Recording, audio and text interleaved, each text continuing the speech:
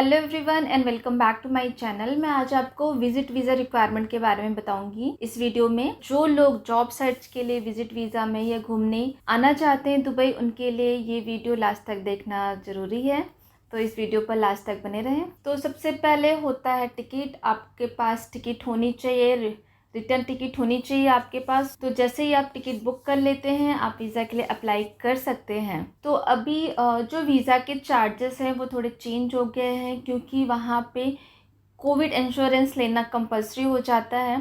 तो आपका वीज़ा के साथ कोविड इंश्योरेंस इंक्लूड होता है। अगर आप 30 डेज़ का टूरिस्ट वीज़ा लेते हैं तो उसका कॉस्ट है 400 दिरहम। उसको आप अपनी करेंसी में कन्वर्ट कर सकते हैं। लाइक अगर हम INR में बात करेंगे तो ये हो जाते हैं 8,000 रुपये। तो अभी इंश्योरेंस मिला के हो गए हैं 30 डेज़ का वीज़ा 400 दिरहम। अगर आप टूरिस्ट वीज़ा में कहीं घूमने जा रहे हैं किसी भी कंट्री में, नॉट ओनली UAE, आप किसी भी कंट्री में अगर आप एज अ टूरिस्ट जा रहे हैं तो आपके पास रिटर्न टिकट होना ज़रूरी है।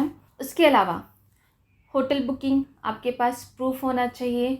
अगर आपके कोई रिलेटिव है या फ्रेंड सर्कल हैं जिनके यहाँ पे आप स्टे करने वाले हैं तो उनका एड्रेस आपके पास होना चाहिए हैंडी। और उनका जो इजारी का मतलब होता है कॉन्ट्रैक्ट होता है, उसकी एक कॉपी आपके पास होना चाहिए। उनका फुल एड्रेस होना चाहिए, उनका फ़ोन नंबर, जितनी भी उनकी डिटेल हैं। अगर हो सके तो उनका एमिरेट्स ID का कॉपी एंड पासपोर्ट का कॉपी भी आप साथ में रख सकते हैं।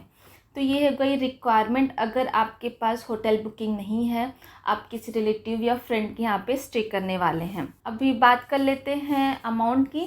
तो अगर आप दुबई आ रहे हैं घूमने के लिए तो आपके अकाउंट में 2000 दिरहम होने चाहिए। मतलब कि अगर आप इंडिया से ट्रैवल कर रहे हैं तो INR में आपके पास मिनिमम 40,000 रुपीज़ आपके बैंक अकाउंट में होना चाहिए।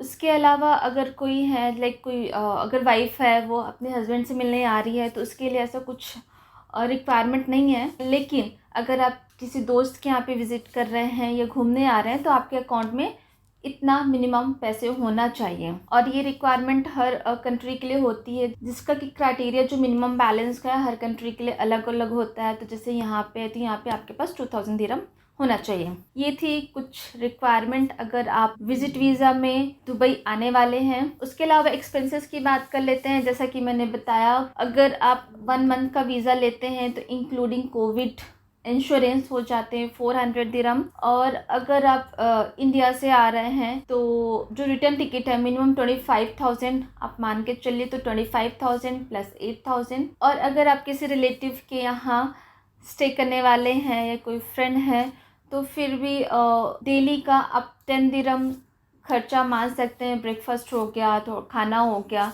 इवन आप घर में बनाते हैं फिर भी एवरेज डेली 10 दिरहम तो खर्चे हो ही जाते हैं। लाइक छोटी मोटी चीज़ें हैं, चाय बाहर पीना है, मिल्क लाना है या ब्रेकफास्ट करना है, तो 10 दिरहम जो कि महीने के होते हैं 300 दिरहम, इतने तो खर्चे मिनिमम हो ही जाते हैं अगर आप किसी के घर में या किसी के साथ स्टे करने वाले हैं फिर भी।